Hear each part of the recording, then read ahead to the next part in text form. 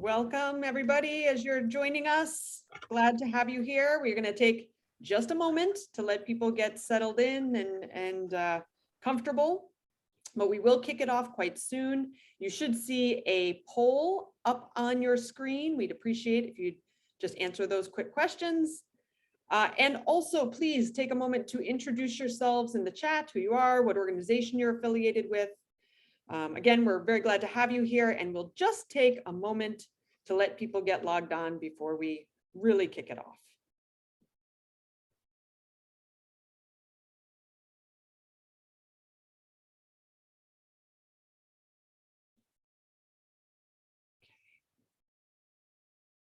All right, great. I see people are joining. Again, glad to have you here. You should see a poll on your screen. Please respond to that and also introduce yourselves via the chat. Just one moment and we will get started.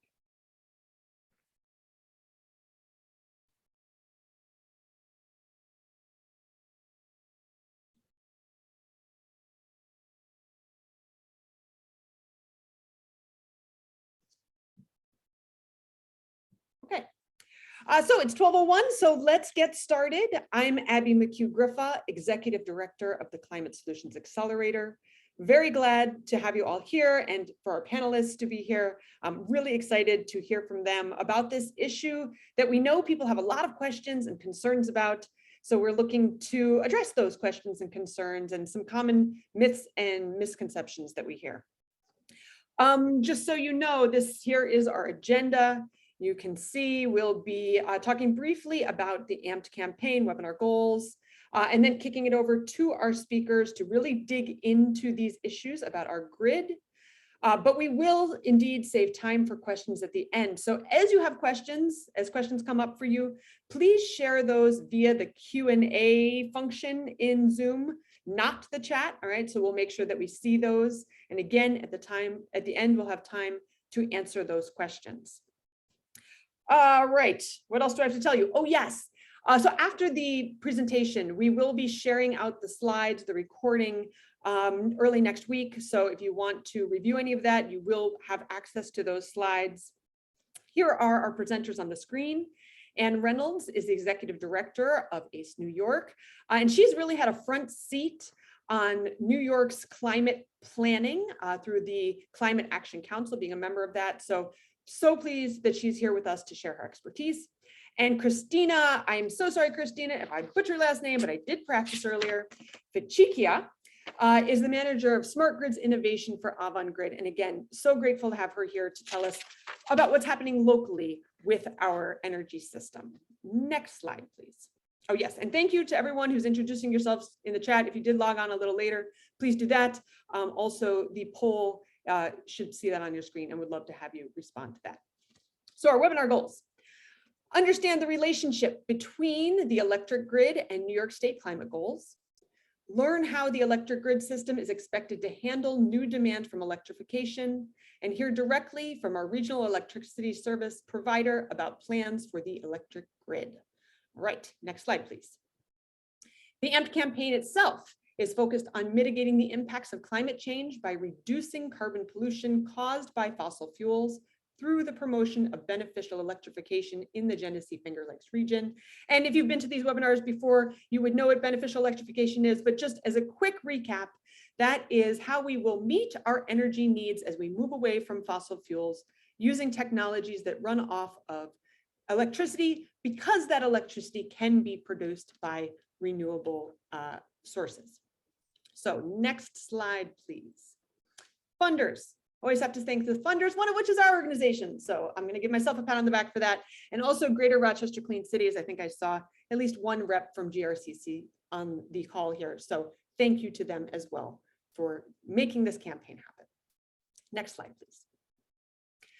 A lot of people have contributed to the development of AMPED, including all the steering committee members. You see their organizations there, not their names, they are real people. But also the creative partners who have donated a lot of time and energy to creating the AMPED campaign and making it beautiful. So thank you to everyone listed here. Next slide, please. Quickly, let's close the poll and pull up the poll results to see what we have before I hand it over to Anne. Okay, so you should be able to see the poll results on your screen, I believe. How likely are you to electrify a building in the next 3 years? I'm so pleased to see that many people are very likely or somewhat likely, and some people not applicable. So encourage others to do so. That would be great. How likely are you to choose an EV? Oh, sorry. So the first one was buildings. Yes. Second one, EVs. Similar numbers there.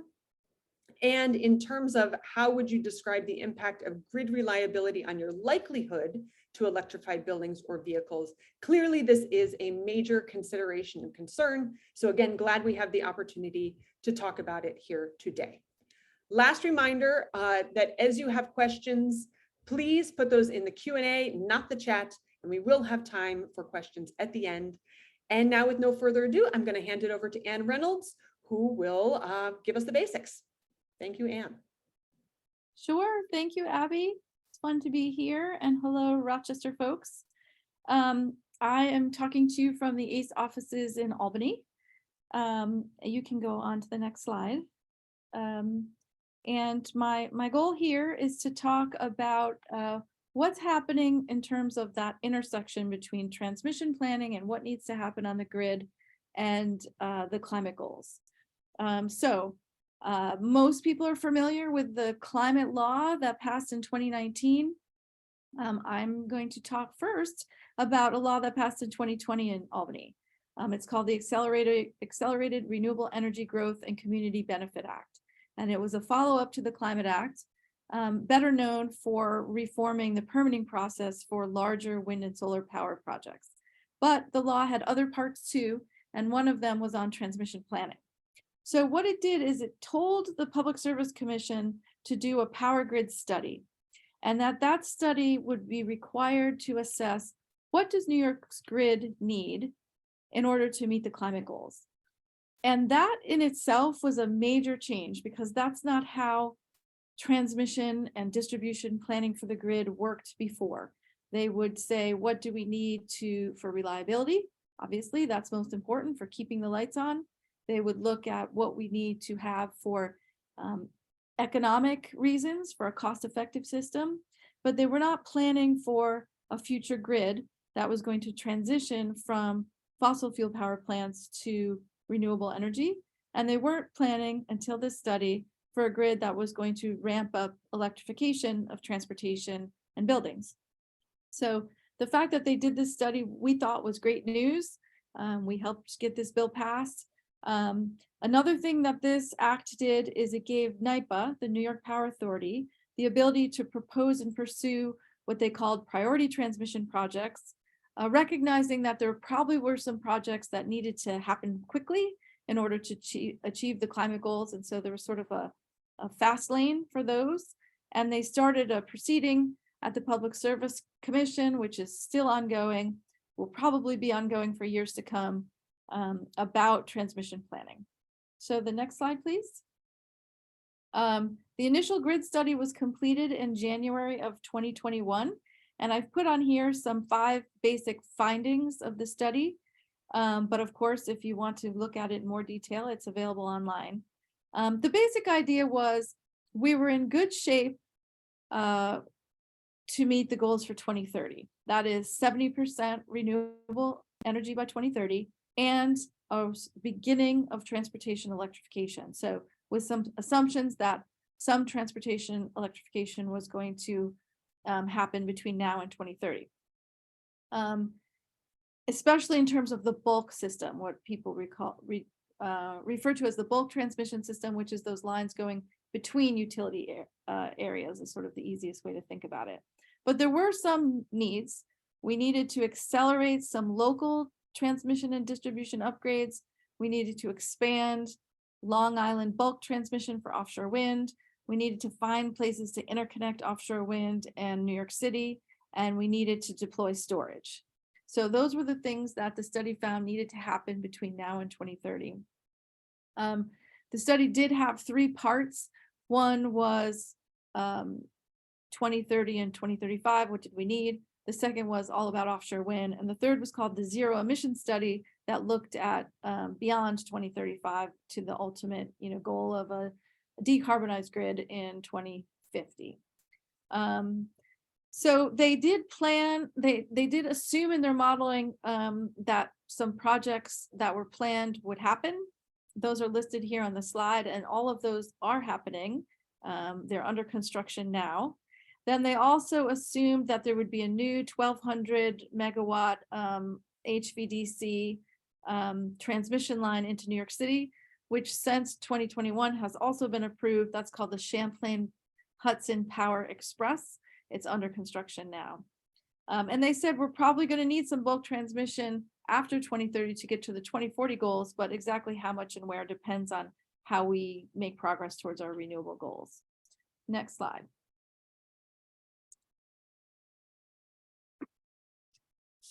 Okay, so what's happened since then?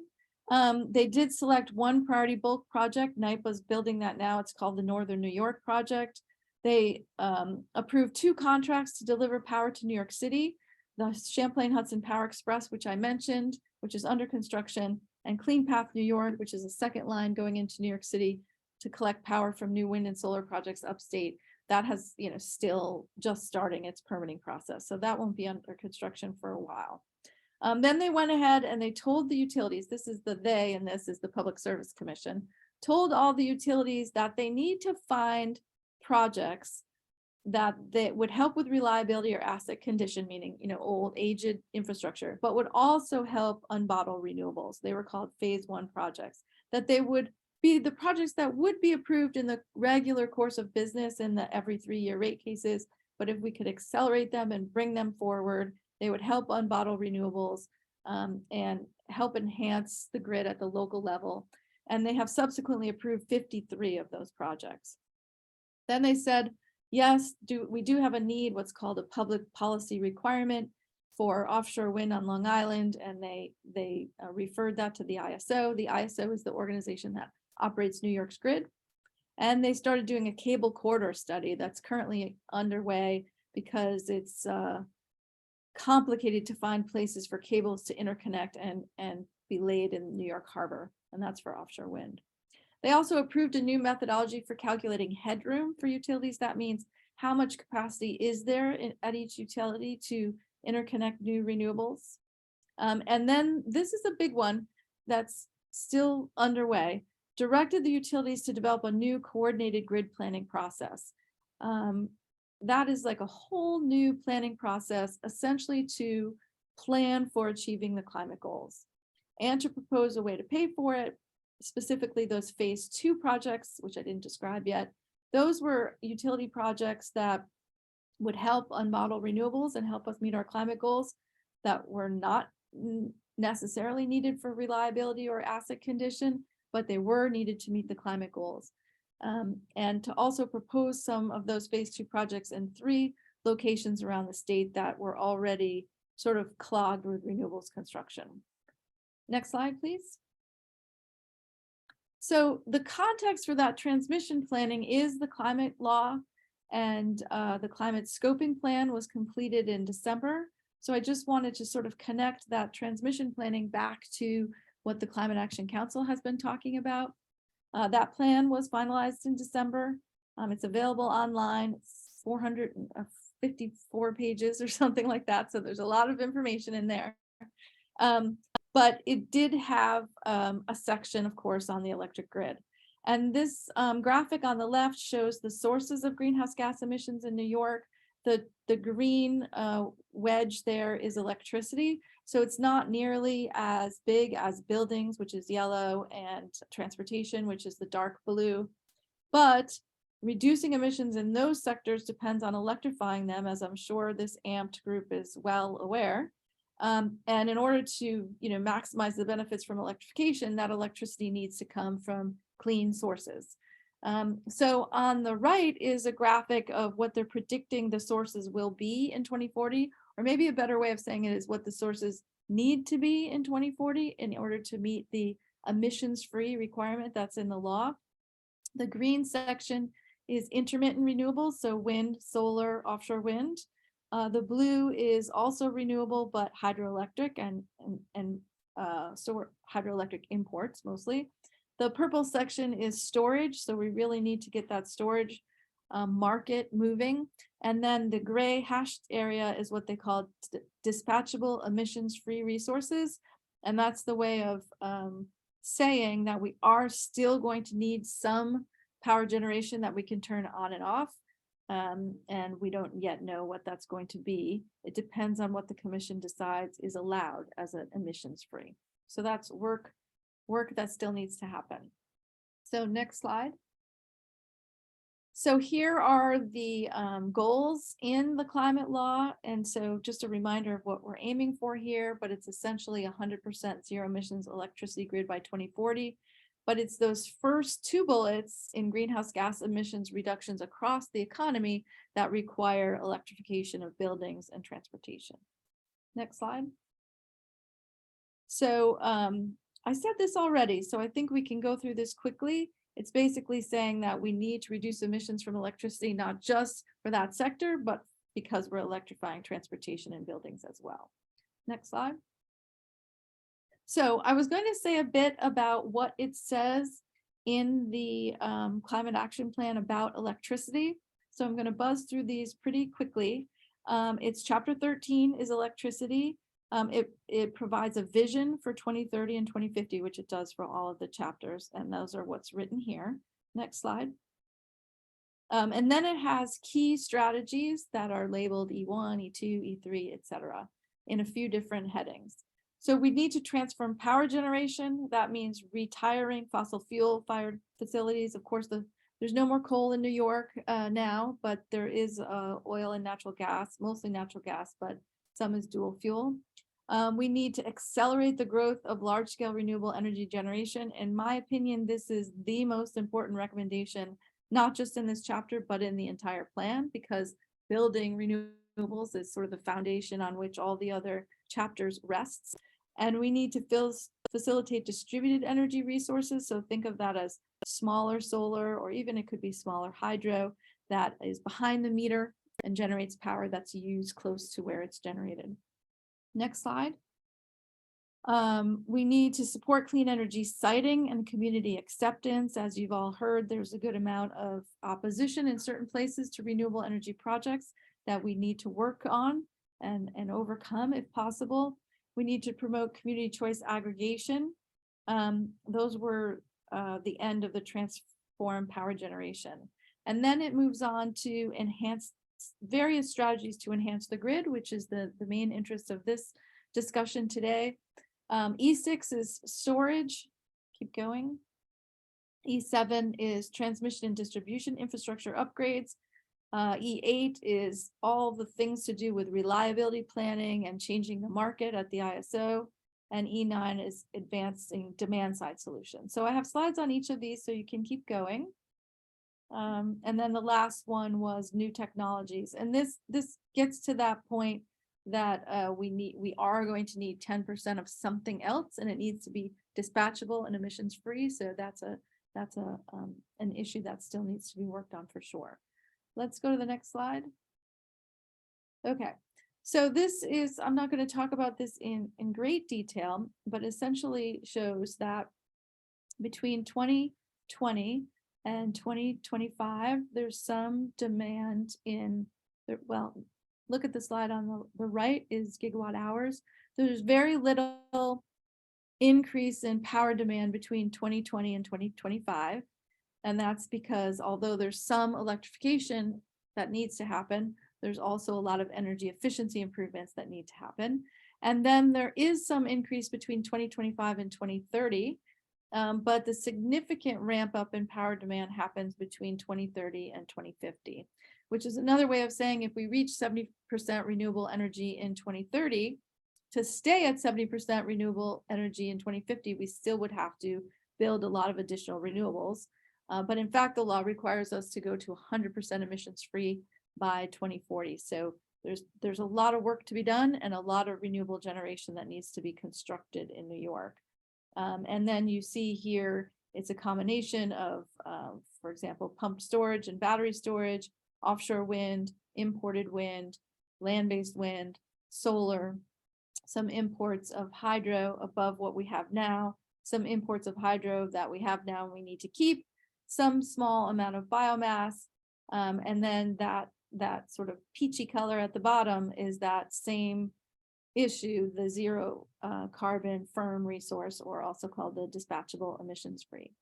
And we always get a question about nuclear. The plan does not consider nuclear to be renewable, but it does consider nuclear to be emissions free. And it does assume that some of the nuclear facilities that are in New York will continue to operate and will be allowed to do so. It would allow for the construction of new nuclear facilities, but this is a capacity expansion model based on cost. It doesn't predict that nuclear would be what would be built to meet this need because it's too expensive. So I was going to, next slide, please. Say a little bit more about those 4 strategies that had to do with enhancing the grid. So the first is deploying existing storage technologies.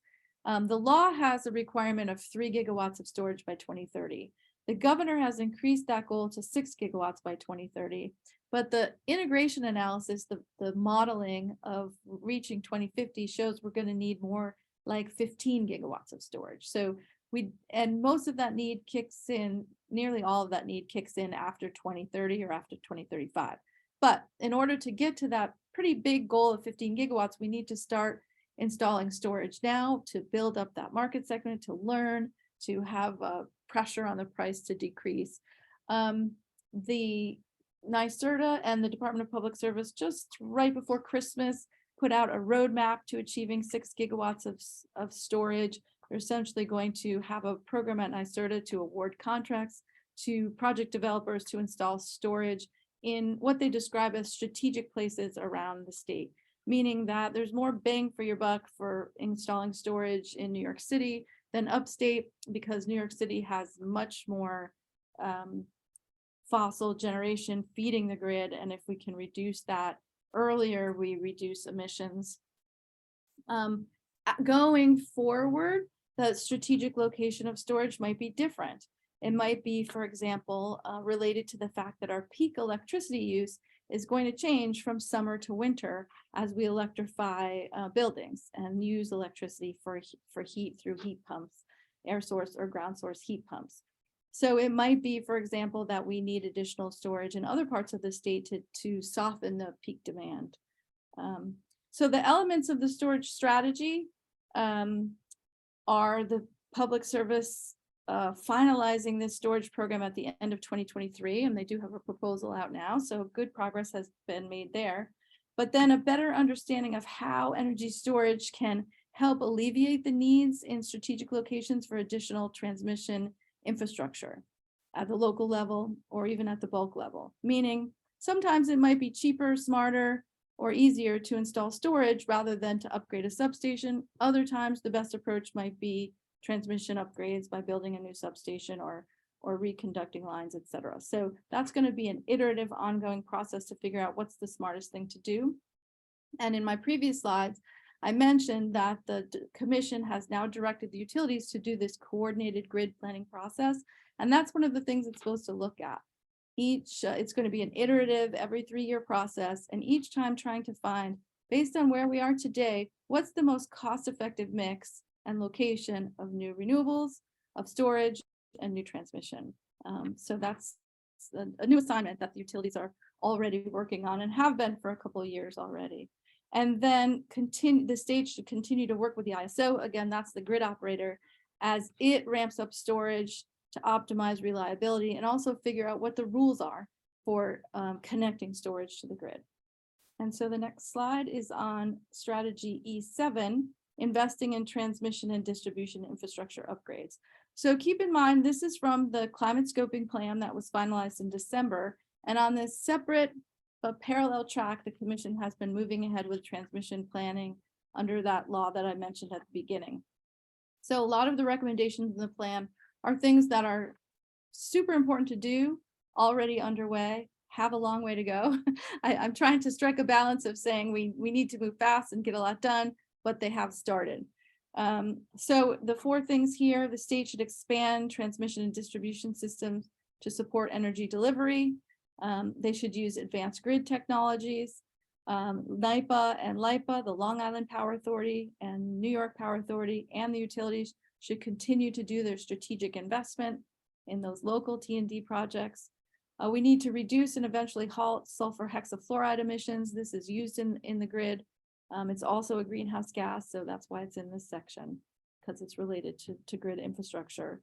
And then the state needs to continue its efforts on hosting capacity, meaning analyzing where on the grid you can connect renewables and where there's needs. The upgrades for offshore wind, multi-port infrastructure, that is referring to actual ports, not on the grid, but places where the offshore wind industry can invest to get their work done. They need a lot of port infrastructure in order to get the projects constructed. So next slide is E8, and that's improving reliability planning and markets. So this is the work of the independent system operator, the ISO.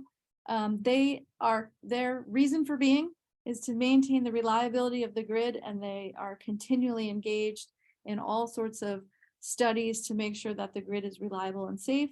They do extensive processes to allow new power plants like wind and solar and even storage to interconnect to the grid. That needs to happen at an accelerated pace than where it has ever happened before in order to interconnect all the solar projects, for example, that are proposed in New York. But they also need to change the way they do reliability planning, and they have started to do that. For example, folks might be interested to know that they've done studies on the changing climate's impact to the grid. So if it's colder, if there's more storms, or if it's hotter, or if there's more hurricanes or more polar vortexes or whatever might happen because of climate, the grid has to be ready for that. They also have started doing what's called the outlook. It's a system and resource outlook for 20 years, which is a longer planning horizon than the ISO used to have. And in that, they look at different scenarios, for example, considering electrification. So they predict how much electrification will happen in each zone of their grid. So they divide up the state into different zones, ISO zones, and in each one they have to make predictions about how much electrification is going to happen. And they have different scenarios where they look at, how power demand is increasing now and continuing those trends out to the future. And then they also are now, which is a change, looking at what it needs to do to meet the climate goals on time. So what rate of purchase of EVs, charging of EVs, and building electrification we would actually need to have in order to meet the goals on time. So they're including that in their planning as well. And again, that it's really a sea change, and how these various stakeholders like the commission, the utilities, and the ISO have been required to do planning. And then they need to have different rules at the ISO about different products. So they are predicting, for example, that they need to create some market incentives for flexibility. If we need dispatchable emissions-free resources, for example, the market needs to reward that, reward an emissions-free generator that can turn on and off quickly, because that's what the state will need. So they need to set up new rules to attract them. And they need to build out more demand side opportunities. That means sort of the market grid word for energy, what we used to call energy conservation, right? So times when you can reduce power demand in order to address peak load, peak demand, and also market access for DERs, that's distributed energy resources, again, like rooftop solar, community solar, even small fuel cells located at different businesses. They have to be able to access the grid's markets in order to give them the financial incentive to get built. Next slide. E9 was advancing demand side solutions. So I mentioned that in the last slide, but things like demand response programs to get folks to shift their energy use to different times of day, not usually residential energy use. In this case, the demand response programs are usually large energy users. They might be hospitals, universities, manufacturing facilities, et cetera. That could help optimize the deployment of renewable energy by reducing the need for electricity at certain times. The plan recommends they do a study to see how it could serve as an alternative to upgrading the grid, like would it save us money is another way of putting that. And then NYSERDA, the Department of State, and other partners need to develop standards and tests to implement demand response in buildings, so that making sure that if there's large buildings or large electricity users that have demand response programs, that has to be in keeping with all the building codes, for example, and safety standards. And the next slide is E10. Oh, no, there is not an there is an E10, but it's not about enhancing the grid. So those were the recommendations in the climate plan that are specifically about grid upgrades. So this is my last slide. I just wanted to mention sort of some takeaway messages as we transition into Christina talking about things more at the utility level rather than the statewide level. So on the supply side, the most important issue, and of course this is my opinion, but I do think it's true, in the short term, the most important issue is to build renewable energy projects, which is going to be land-based wind, solar, and offshore wind. And delivering this power will require some local transmission system upgrades. So far, the commission has approved 53 of those projects, and all of that needs to happen in the next 7 years. I mean, it's good that those projects have been approved so the utilities can start to implement them now. And then the idea is they would be online within 7 years. And so would the renewables. And so we would meet that goal of 70% renewable electricity by 2030. So going beyond that, we're going to rely on these continuing planning and reliability studies that the ISO does and that the commission does to examine the transition to make sure we're on track. That and they are already assuming electrification of buildings and transportation occurs under various scenarios and at various rates. So I mentioned this before, but it's important to know that these studies are recognizing that electrification is going to happen and making sure that we're ready for it. And then there's going to be this new coordinated grid planning process that the commission's finalizing now. That's going to be our vehicle for planning for after 2030, for getting to 2040 and to getting to our goals in 2050, which are outlined in the law. But it is important to note that although the studies say we're in good shape with bulk transmission and in good shape to get renewables built in order to meet the 2030 goal, then after 2030, we have this new challenge or different dynamic that the power demand is going to grow significantly, mostly between 2040 and 2050 is the predictions.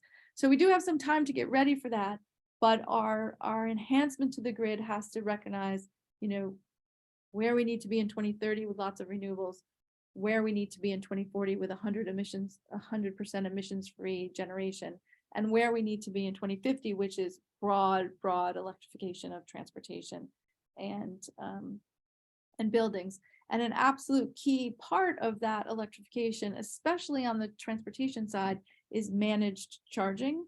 If you're really an energy nerd and want to get into this more deeply, you'll find that the ISO studies predict higher power demand and higher peaks than the NYSERDA studies, because the NYSERDA studies incorporate some management of the time of charging electric vehicles, and that has a huge impact on the demand on the grid and the timing of that demand.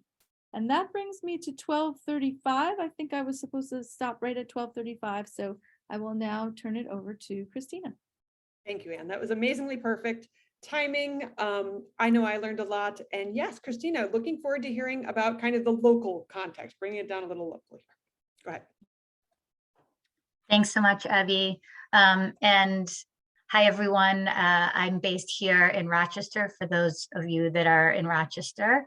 I am a Rochester native, and I'm really excited to talk to you about the programs that are electric company is implementing to help enable customers like you and me to make this transition to a clean energy future.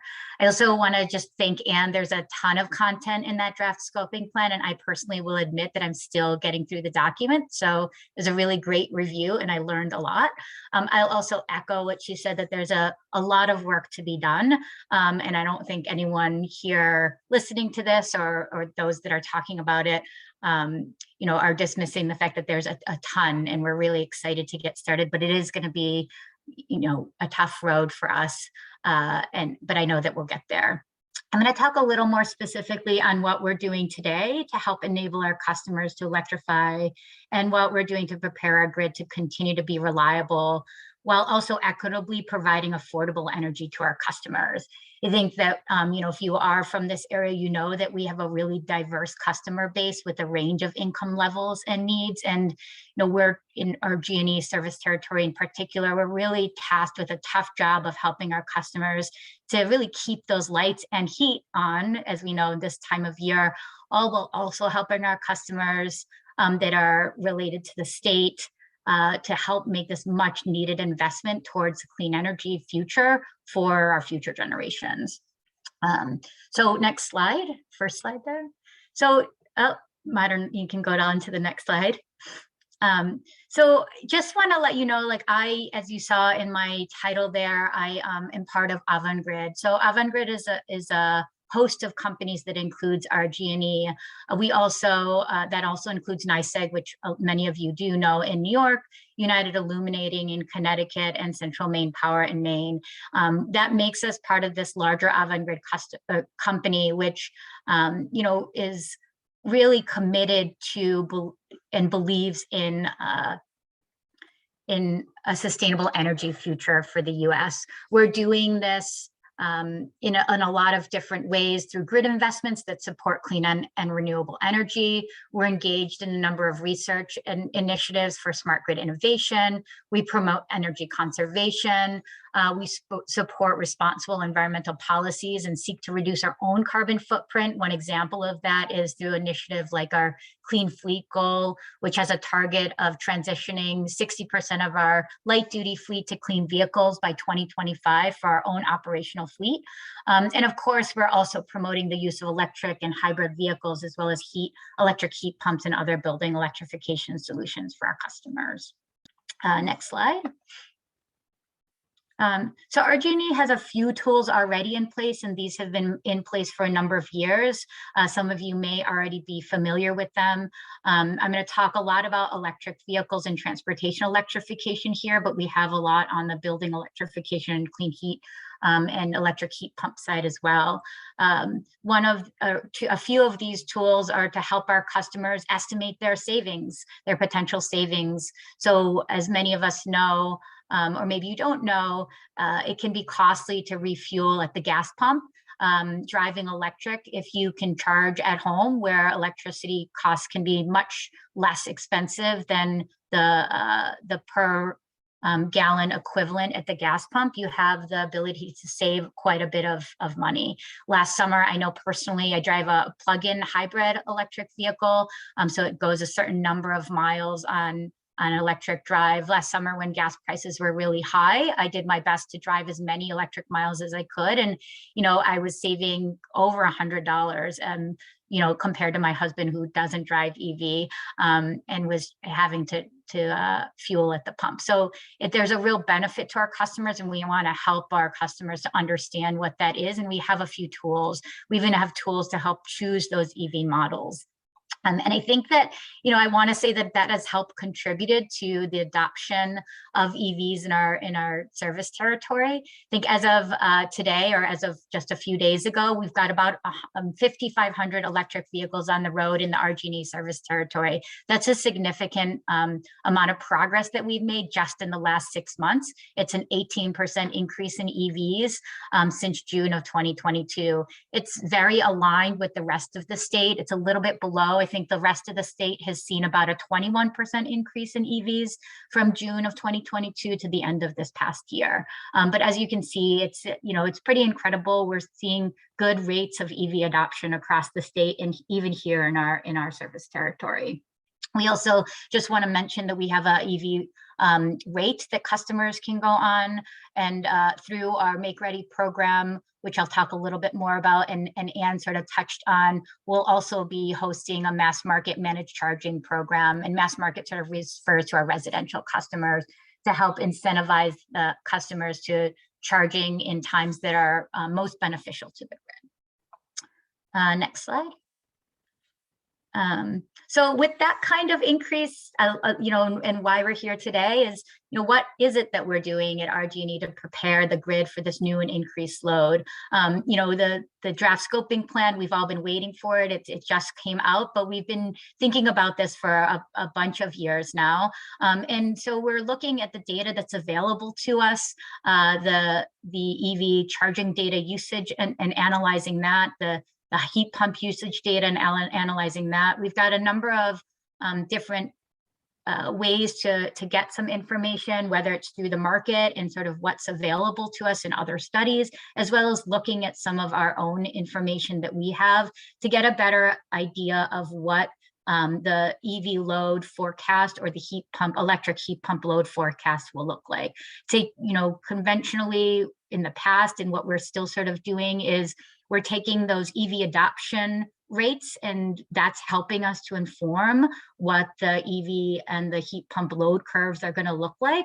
But that's changing, and we're really getting a lot better at that.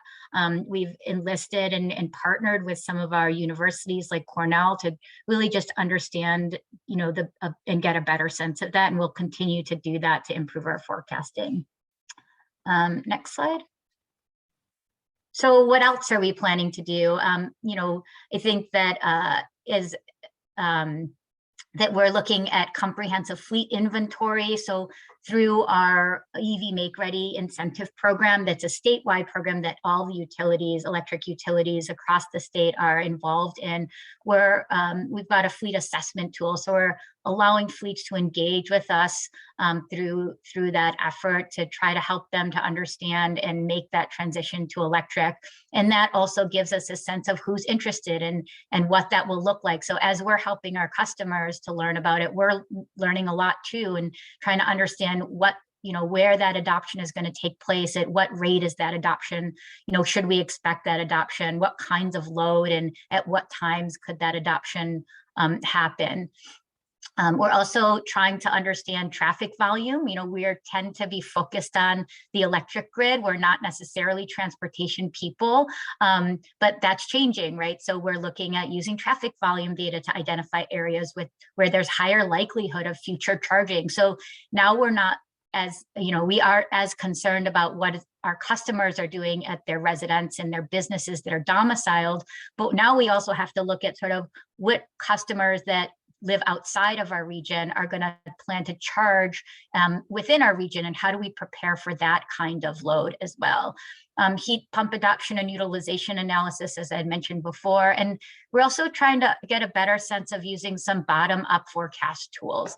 I've laid out some screenshots there, which are not meant to be read, but we've got a small pilot that we're running in CMP service territory in Maine, where we're trying to help our help our school districts go, you know, have the information that they need to electrify their school buses.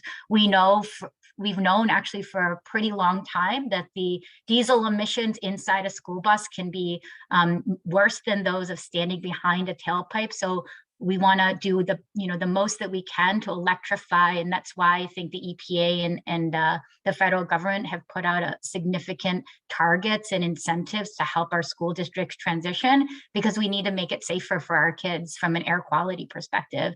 And we're trying to understand what are some of the tools that we can help our customers, those types of customers, our school district customers and other fleet customers, as they go along their EV adoption journey.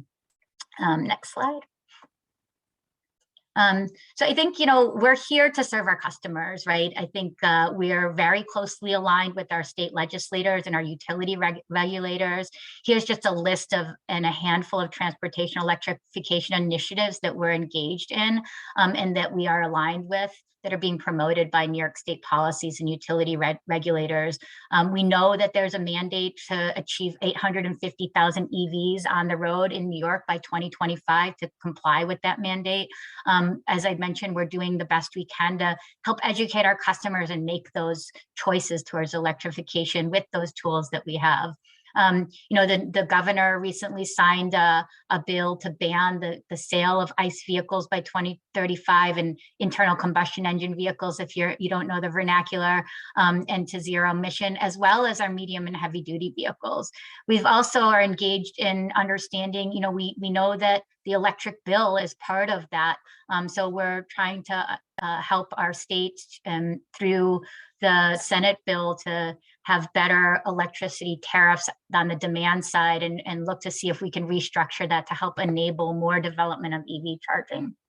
I touched on it a little bit and some might know, and I'm happy to share more information as we move forward, but our utility regulators are also supporting EVs through that Make Ready program. So there's a lot of incentives for businesses to install charging, fleets to come up with transition plans, and we even have a pilot to help our electric transit to adopt some EVs. And as Anne had mentioned, and I mentioned earlier, our mass market managed charging program, you should start to see and hear a bit more about that in the coming months. So that's another incentive to help our residential customers to not only adopt EVs, but to know when to charge, when it's most beneficial for all of us. Next slide.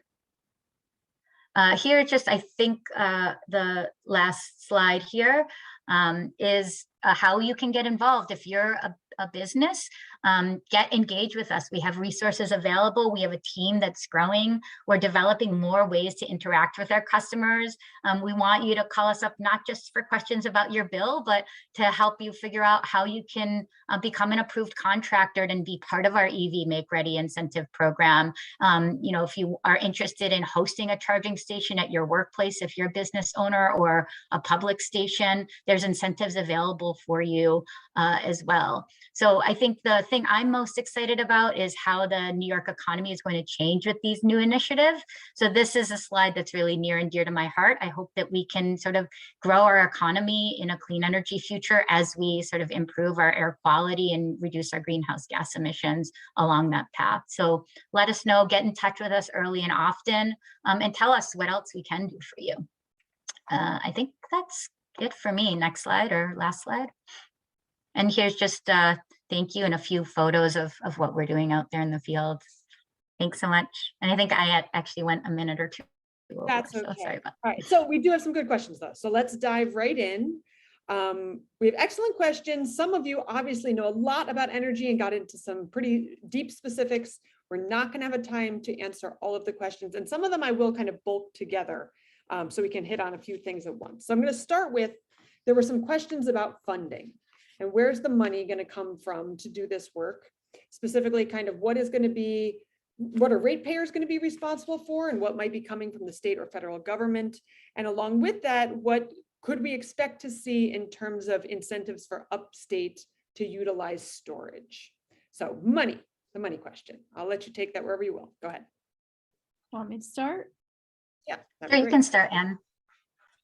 So a lot of the stuff that's in the climate plan is concerning the grid and electricity is going to be funded and is already being funded by ratepayers. So the clean energy standard and for example, those local system upgrades that I talked about are going to be paid for by utilities, which means that the ratepayers are paying for them. There was sort of an interesting analysis late in the climate planning process about the impact of federal money and specifically the Inflation Reduction Act. The good news is like the total predicted reduction in New York's costs between now and 2050 because of the IRA was up to $70 billion. So significant influx of support across a whole range of things, incentives for electrifying buildings, incentives for buying electric vehicles, production tax credits for renewables, etc. And then there was a third part to the question, Abby. I forgot what it was. The energy storage Oh, component. storage, yeah. So energy storage program that's recently proposed, not yet in place, would be also indirectly funded by ratepayers. It's funded through the Clean Energy Fund charge on your utility bills going to NYSERDA, and then they're going to give incentives for the installation of storage, residential, commercial, and bulk. And then there also will be some contracts awarded for larger bulk projects that then will require the utilities to pay for those storage credits. So, you know, different creative funding mechanisms, but it does come back to the ratepayer one way or another. Thanks, Anne. Is there anything you want to add to that, Christina? Sorry, looking for my unmute button. Yeah, I think that, you know, there are some of this that is going to be paid for by ratepayers. And I think, as I'd mentioned in one of my slides, we're tasked with making sure that we can bring that affordable, reliable energy to our customers and keep the lights and the heat on. You know, as well as help make the state make these investments that really have to be made. We're doing our best to try to understand and hope that we can, you know, between us and the state, leverage as much of those incentives that are available to us through the federal IIJA and some other initiatives, so that we can do, you know, try to minimize the impact to ratepayers. And we'll also have to sort of look at like how we're distributing those costs over time. You know, I think like as an electric customer myself, like seeing a huge rate increase is really difficult, even if I understand why it has to be made. I have my own bills at the end of the day that are pretty static. So, you know, we're really tasked with trying to figure all of that out and do the best for our customers in that. So it'll be really interesting to see how that is, but I hope that we're able to sort of you know, distribute those costs along you know, our rate base, as well as access as many incentives that we can to help minimize the impact to our rate base as well. So Christina, you actually just segued us right into the next kind of question category, which is about what can we expect to see regarding energy prices over time. And so maybe, Anne, I would pass that to you to add on to what Christina just shared. Yeah, I'd say electricity prices, well, developing renewables puts downward pressure on electricity prices because there's no fuel cost, and it's still in New York, natural gas is the power at the margin that's deciding on the clearing price. But inflation is making natural gas prices increase, so electricity prices are going up. I think the delivery charge of your electric bill is where you'll see the costs of, I think, the costs of the transmission system upgrades. So it's possible and likely that over time there will be some increases on the delivery charge of the bill because of the new requirements for utilities. All right, thank you, Anne. So we've got some related questions about the planning process. One question being, you know, is there some sort of oversight group that is doing the grid planning, you know, kind of making sure that it's going well? Or is it really just up to the utilities to coordinate with each other? And along with that, I'll just add, you know, it seems like the planning, someone mentioned Paul here, it looks like the planning is based on having 100% of the clean transition delivered by electrification by 2050. Have the state level planners definitively eliminated all other options, for example, zero impact of hydrogen powered engines in the transportation sector by 2050? I'm happy to take that one. On the first question, yes, there definitely is an overarching group. For the utilities, it's the Public Service Commission, which oversees and regulates them. They're the ones, for example, that are telling utilities, now you have to do a coordinated grid planning process, and they approve whether the coordinated grid planning process is good enough. But there's also the ISO that does reliability and grid planning, and that's the independent system operator, and they're overseen by FERC and the New York State Reliability Council to a certain degree. The New York State Reliability Council is the state level group that's determines all the rules and the standards to which the system has to be designed. So several different players there. The other thing, the plan definitely relies on electrification for the bulk of the emissions reductions in transportation and buildings. But it does keep the door open for some other methods for those hard to electrify sectors. And that could be hydrogen power for vehicles. It may be, it could, for example, be hydrogen fuel cells for electricity. The law would allow that, but only if the hydrogen was considered a renewable fuel. The law says 100% emissions free for electricity. So there's going to be, as I sort of alluded to, some continuing debate about what does emissions free exactly and specifically mean. Like, we know what it means, but which technologies would fall under that? And I predict that's going to be an area of future debate. That doesn't need to, in my mind, need to be defined for sure until 2030. So then we have 10 years on that. But the law doesn't prohibit in and of itself natural gas being used in buildings, or hydrogen being used in buildings, or biomethane, for example, those alternative fuels. But there's reasons why we can't rely on those for the bulk of the reduction. So it doesn't close the door to those things. It acknowledges that there's going to be hard to electrify sectors, but it really says that the use of those alternative fuels should be strategic and cost effective and used for the purposes for which electrification just for whatever reason won't work. Great, thanks. So in the interest of time, I'm going to move us on to the next question, which is about, are there projections about the percentage of generation and storage that are anticipated to be provided by individual households? And I don't think that's a question for you. I don't know if that's it's in the scoping plan. Yeah, so there is a goal that was in the law, a requirement for a certain amount of distributed solar, which you could, and that goal has been increased to 10 gigawatts by the governor. So the state is counting on 10 gigawatts of distributed solar, which is small scale, rooftop, and community solar. So all of the analysis is sort of counting on that happening. The storage, it is a good question. I don't know if the storage projected need of 15 gigawatts is counting on any individual portion of that being at homes, but the recent storage roadmap that came out is. So it is saying that the state's going to aim to deploy a certain amount of residential solar, for which so far there's only been this pilot project on Long Island, a certain amount of commercial storage, and a certain amount of, did I say solar residential? I meant residential storage, commercial storage, and bulk storage. And then on top of that, it shows a need for some long duration storage, which is going to require more research and innovation and development, because we don't know what that's going to be yet. Great. So this last question is mine, and I'm going to ask you to both answer it super briefly. When you think about this transition we need to make and keeping pace with, the grid and the electrification, how hopeful do you feel? Can we do this? Is this doable? Christina, you want to go first, or?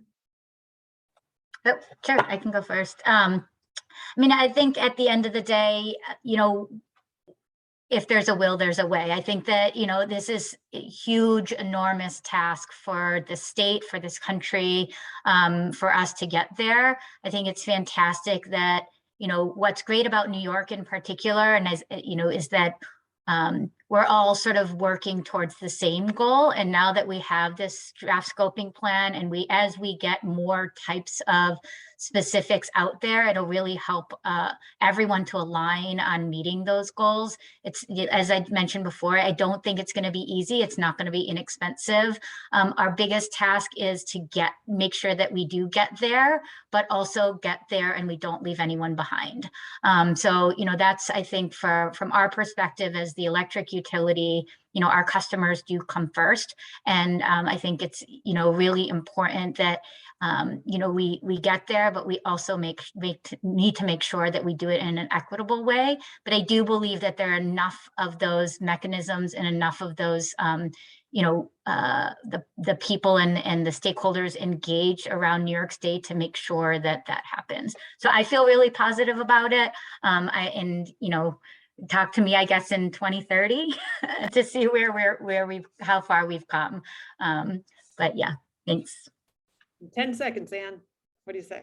I've been working in energy and environmental field for over 25 years, and believe it or not, I'm more hopeful now in New York than I ever have been before. I think the plan is great, and there's a wide acknowledgement of what needs to happen, and that's a great first step. And so we just have to make sure that the plan doesn't get dusty on the shelf, but we all work to implement it. Thank you. All right, so we have like 2 slides left, 3 slides left. Next slide, please. AMPED resources. There are resources there. Next slide. Visit our website. Join us on social media. Actually, I think that's the next slide. Yep. Keep in touch, right? Because together we are going to figure out how to make this transition happen. Please do subscribe to get those updates. Contact your utility if you're interested in electrifying your fleet or hosting a charging station. Talk to Governor Hochul. Any aspect of this that you want to talk to her about, just give her a call. She needs to hear from you. And lastly, contact us to let us know what other resources or tools or webinar topics you'd like us to cover in the future. I think that's it. Next slide, please. Join us on March 16th. And thank you to our speakers, Anne and Christina. Really learned a lot and appreciate your time today. Take care, everybody. Thanks, everyone.